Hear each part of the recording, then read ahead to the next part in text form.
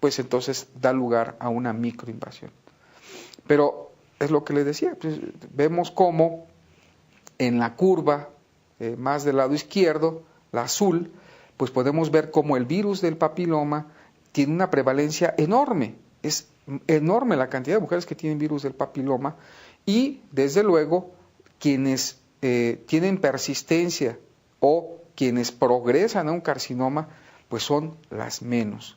Por lo tanto, de todo esto podemos sacar como conclusión que no es necesario, no es conveniente estar tratando a mujeres jóvenes con virus del papiloma humano. Esto ha dado lugar a toda una mercadotecnia asociada con este padecimiento, con las repercusiones que pueda tener emocionales, económicas, legales, y por lo tanto hay que tener mucho cuidado.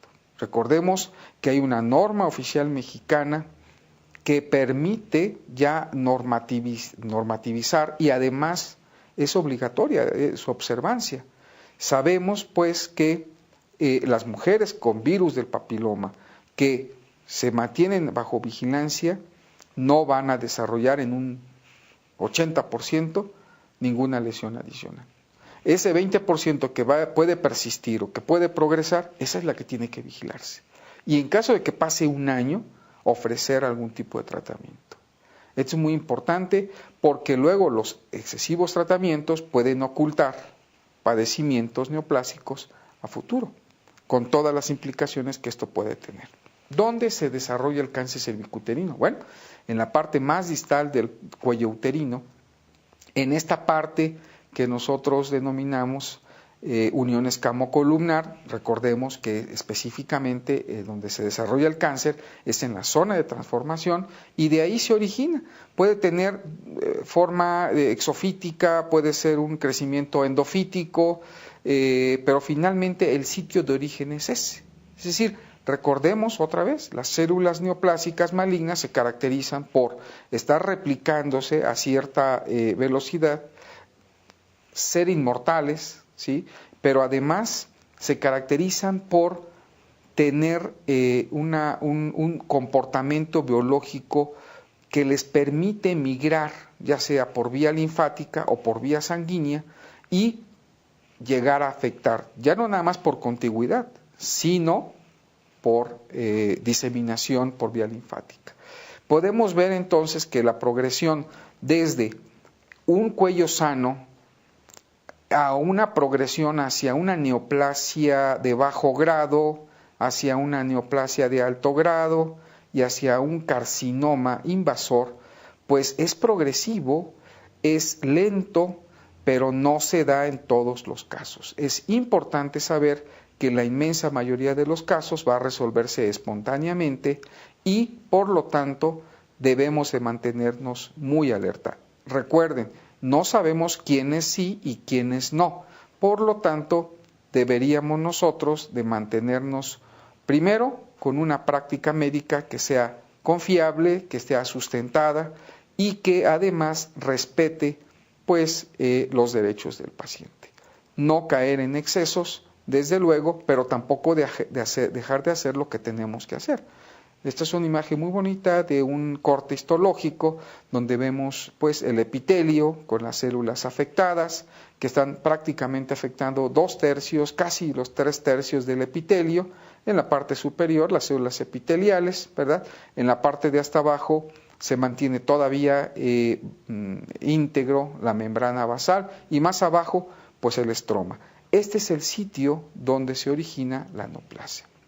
Ahora bien, ¿quién es quien tiene que tomar las medidas para que disminuya este problema? Bueno, sabemos que dicen que, o muchos autores dicen que hay que, y nosotros tenemos que estar informando a las pacientes, educando a los pacientes, y esto sigue siendo válido, sigue siendo vigente.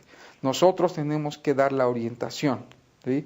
Porque a nosotros es a quienes nos toca, somos quienes vemos los cuidados de salud, tanto los preventivos como los curativos, y por lo tanto tenemos que enfocarnos en esa parte que nos toca de información, educación a la paciente.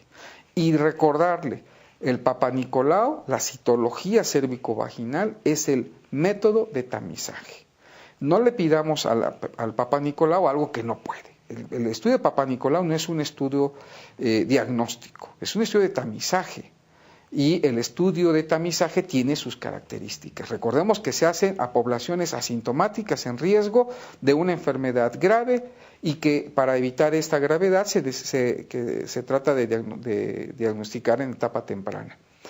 Si el Papa Nicolau sale anormal, bueno, entonces debemos de pasar a un estudio colposcópico que nos diga en dónde está existiendo el problema y dónde es el sitio más probable que esté ocurriendo una anormalidad importante para que guíe nuestra toma de biopsia. Recordemos, la colposcopía es solamente una guía que permite dirigir la toma de una biopsia. El diagnóstico siempre será histológico, pero para pasar a una colposcopía debe de hacerse inicialmente un Papa Nicolau. No denigremos al Papa Nicolau, no le pidamos al Papa Nicolau algo que no puede dar. Es un estudio excelente, ha salvado la vida de muchas mujeres, ¿sí? Es un estudio que, por ser de tamizaje, no es perfecto. Su grado de efectividad varía entre el 60 y el 80%, pero si se repite a lo largo de los años, podemos decir que una mujer que tiene 4 Papa Nicolau, 5 Papa Nicolau, podemos estar seguros que no va a tener un cáncer. Entonces, es importante este punto porque nosotros sabemos que se está existiendo un sobreuso de la colposcopía. La colposcopía es una herramienta de mucha importancia, desarrollado por el doctor Hans Hinselmann, tratando de encontrar las lesiones más tempranas, más pequeñas posibles, pues vio que si presentaban una coloración blanquecina cuando les ponían ácido acético. Bueno, nosotros ya sabemos muchas cosas más aparte de ese concepto básico. Entre otras cosas, que hay falsas positivas. Hay mucho tejido blanco que no tiene nada que ver con afectación viral y que sin embargo puede dar lugar a una mala interpretación y hacer diagnósticos solamente con colposcopía. Cuidado, hay que hacer diagnósticos con colposcopía, pero sustentado con una biopsia, ¿sí? Y nosotros podemos discutir cuál es el mejor colposcopio, el más sencillo, el más complicado, el que tiene integrado toda una tecnología de captura de imagen, ¿sí? Bueno, todo esto es mercadotecnia, esto es refinamiento, pues. Pero veamos el concepto básico. El concepto básico de la colposcopía es que guía la toma de una biopsia. La biopsia es aquel instrumento que no admite duda, ahí está, ¿sí? Ya hay normatividad perfectamente establecida en México. Recordemos, las normas oficiales mexicanas son de carácter normativo y que tanto a nivel privado como público tienen esta obligatoriedad de su observancia. Entonces, si queremos hacer bien las cosas, hagámoslas bien. La gente, nuestros pacientes nos los van a reconocer. Nos vamos a sentir bien con nosotros mismos. Recordemos, en la pirámide poblacional son muchos millones de mujeres que van a tener infección por virus del papiloma. Pero esto no quiere decir que son todos quienes van a tener cáncer. La inmensa mayoría de estas pacientes va a desaparecer su padecimiento solito y puede volver a regresar, pero no son susceptibles de hacer ningún tipo de tratamiento. Recordemos, ya está normado a partir de los 35 años tomar la tipificación del virus del papiloma o la prueba del virus del papiloma, ya es un auxiliar por demás importante. Solamente quiero, para terminar, mostrarles algunos extractos de lo que la norma oficial mexicana nos está diciendo. No quiero que se aprendan estas imágenes, solamente quiero que vean que después de un estudio colposcópico, para tomar cualquier tipo de decisiones, tiene que tomarse una biopsia. Siempre tomarse una biopsia. No hay una acción que tenga que hacerse si no hay el sustento de una biopsia. Por lo tanto, nosotros consideramos que el uso racional del Papa Nicolau el uso racional de la tipificación viral, el uso racional de la colposcopía, va a hacer que este problema, que está en vías de resolverse, está en vías de controlarse, pues pueda irse avanzando y todos nosotros tenemos un papel en esto. ¿Por qué? Bueno, porque estos son años de vida perdidos. Una mujer que fallece por cáncer cervicuterino es una desgracia, es una verdadera tragedia. Generalmente personas jóvenes, productivas, amas de casa y todo lo que conlleva esto. Entonces, esto está estudiado en el sentido de decir, bueno, son años perdidos, pero eso es decir algo subjetivo. Si queremos realmente hablar, bien es decir tragedia. Y tragedia es cuando una mujer muere por cáncer cervicuterino, porque todo lo que conlleva, independientemente de lo económico, es terrible. Por eso, si nosotros detectamos lesiones en etapas tempranas y evitamos que lleguen a estas etapas tardías, ¿verdad?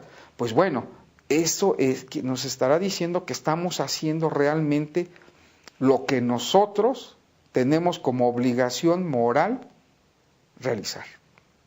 Evitar que lleguen estos tumores exofíticos o endofíticos sangrantes con afectaciones de las paredes vaginales, parametriales, donde ya ni siquiera una cirugía puede ser algo resolutivo para la paciente, y la opción de quimioterapia, radioterapia, pues bueno, tienen un porcentaje de sobrevida muy bajo.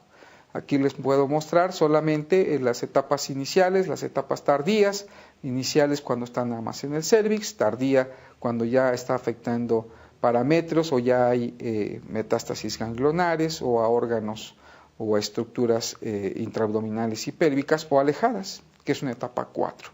Entonces, recordar, hemos visto cáncer cervicuterino, es un problema asociado con virus del papiloma, está localizado en el cuello uterino, tarda mucho para que se desarrolle, no siempre el virus del papiloma va a desarrollar cáncer, hay que ser selectivos y saber quiénes sí y quiénes no tenemos que estar haciendo tratamientos.